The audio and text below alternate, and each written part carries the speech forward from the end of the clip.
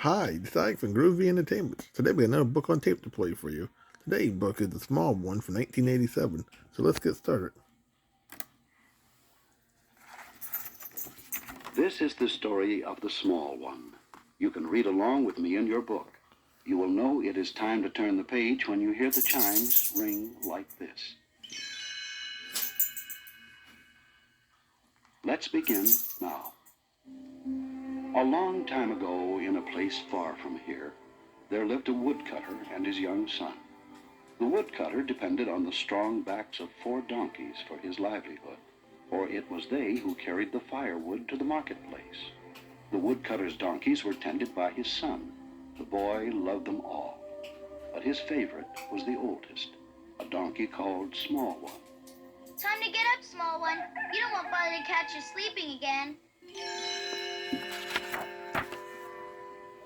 The younger donkeys were braying for their breakfast, so the boy carried an armful of hay to the donkey's feeding trough, and bending over the trough, spread the hay out for eating. Behind him, Small One eyed the boy's bent form mischievously. With a burst of energy, he charged and butted the boy head first into the trough.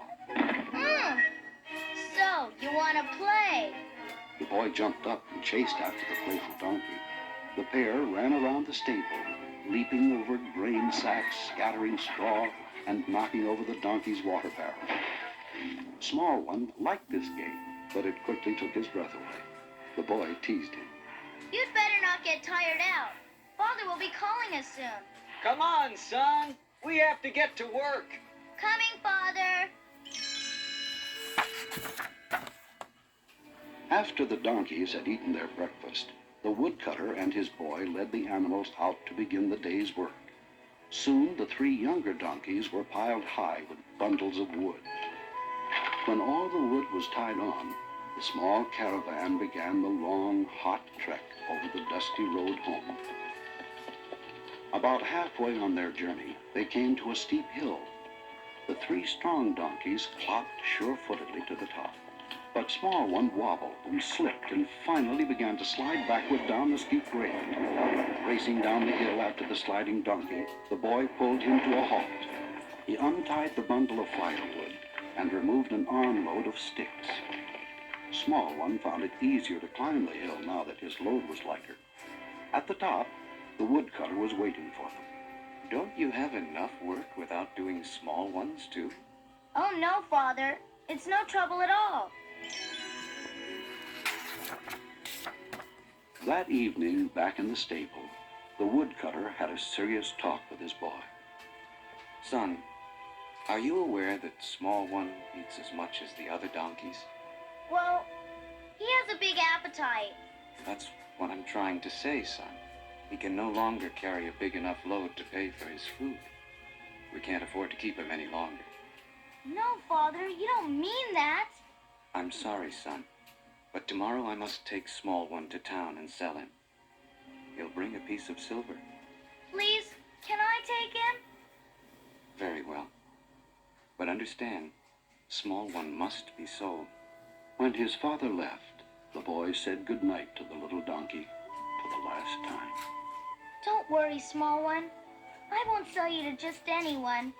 He'll be someone special. Someone with a friendly face. And so, early the next morning, the boy and his donkey made their way to the gates of the great walled city nearby. A tall, helmeted guard stopped the boy at the city gate. Halt!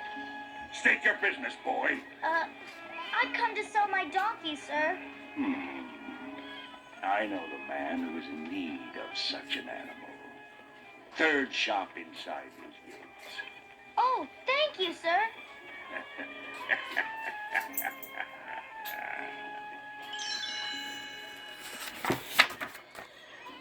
The boy led Small One to the 3rd shop.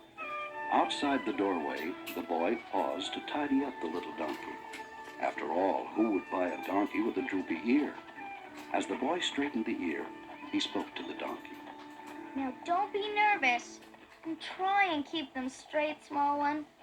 The 2 entered the dark shop and looked around. Against one wall was a stall full of frightened animals. In the center of the room were vats of bubbling chemicals and animal hides hung from the musty walls. At the back of the shop stood a dark figure grinding a knife on a stone wheel. Nervously, the boy called out to the figure at the back of the shop. Hello? Hello? Yes? You have a donkey to sell? His name is Small One. 1 piece of silver. Will you take good care of him? The man shook his head. I only want his hide. I'm the tanner. The tanner? You want to make leather out of him? 1 piece of silver. No, I won't sell him. I won't. No! The boy and the donkey ran out of the tanner's shop in terror. They didn't stop running until they were several blocks away. The boy led Small One into the bustling marketplace. Perhaps somewhere among the many colorful stalls another buyer could be found. But no one was interested in a very small donkey with a droopy ear. The boy sat down next to Small One and sighed. Doesn't anybody need a donkey? Suddenly, a nervous merchant ran up to the boy and his donkey. Take my advice, little boy. You will never sell your donkey here. Go 3 blocks straight ahead, and you will find a jolly auctioneer. Before the woodcutter's son could thank him, the merchant turned and ran back into his shop. The boy led Small One off. Sure enough, 3 blocks away, he found a large group of people crowded around a stage, listening to a finely dressed auctioneer. Ha ha ha ha! What? Only 50 pieces of silver? Are you all blind? This is a magnificent animal. Gentlemen, how can you pass up a bargain like this? I must have 55. I won't let this gorgeous creature go for less than 55. 55. 55 is bid. Thank you, my friend. Yeah. Now, could I hear 60? 60 would be music to my ears. 60. 60 pieces of silver. Do I hear more? Very well, then. 60 once, 60 twice. Sold to that lucky buyer there for 60 pieces of silver.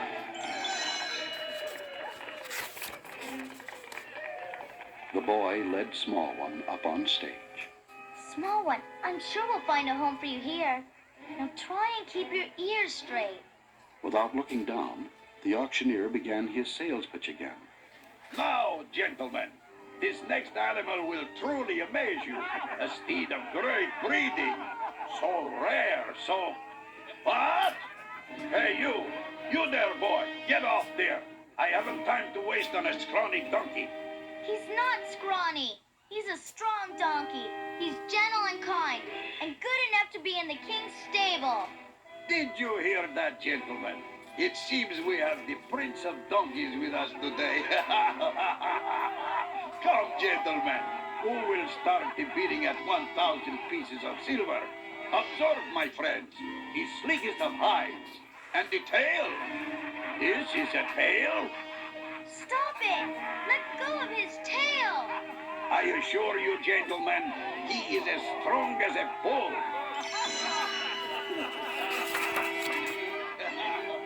Laughing, the big fat auctioneer jumped onto Small One's back. Small One collapsed. Get up, get up, old king's donkey. The boy rushed up and grabbed the auctioneer, Get off him! but the auctioneer pushed him roughly away. When Small One saw this, he gathered up all his strength and bucked the auctioneer into the crowd. The man floundered. Get that miserable beast out of here. By the end of the day, the boy still hadn't found a buyer for Small One, and he couldn't go home until Small One was sold. The tired donkey knew there was only one solution. Small One led the woodcutter's son back to the tanner's shop, ready to give up his life to help the boy. But the boy wouldn't stand for it. Even if it meant never returning home, he would not sell the little donkey to the tanner.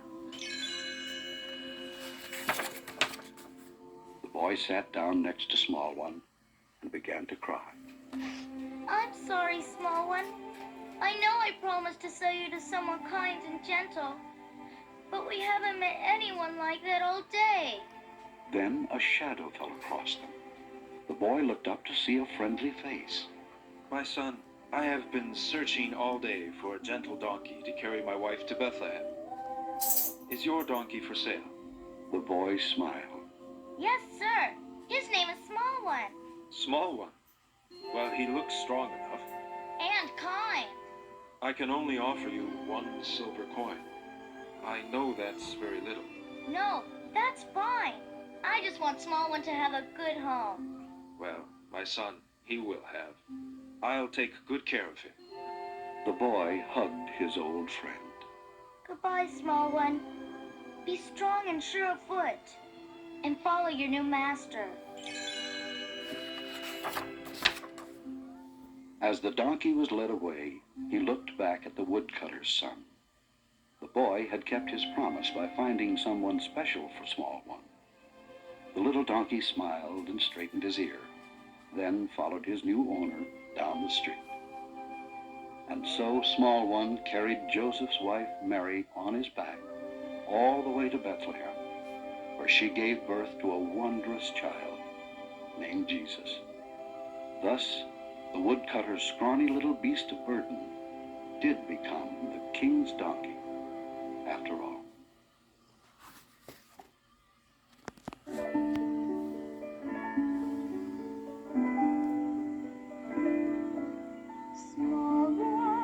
Small one, don't look so blue.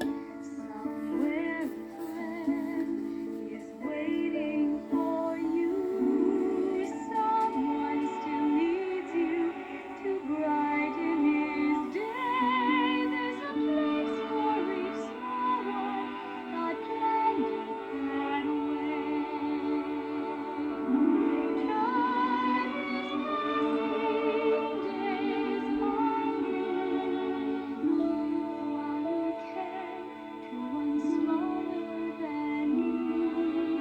All things living, great and small. Each brings a gift that is needed by all. Small one, don't look so blue. Somewhere a friend is waiting for you. Someone still needs you to brighten his day.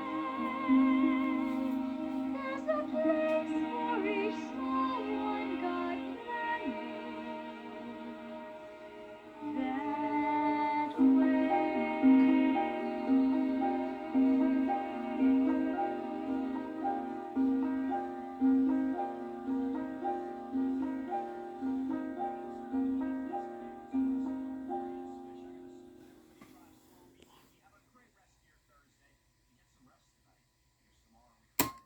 So that was the small one from 1987. So if you like, subscribe, share, and comment. Have a good every day. Our next book review. Jingle Bells.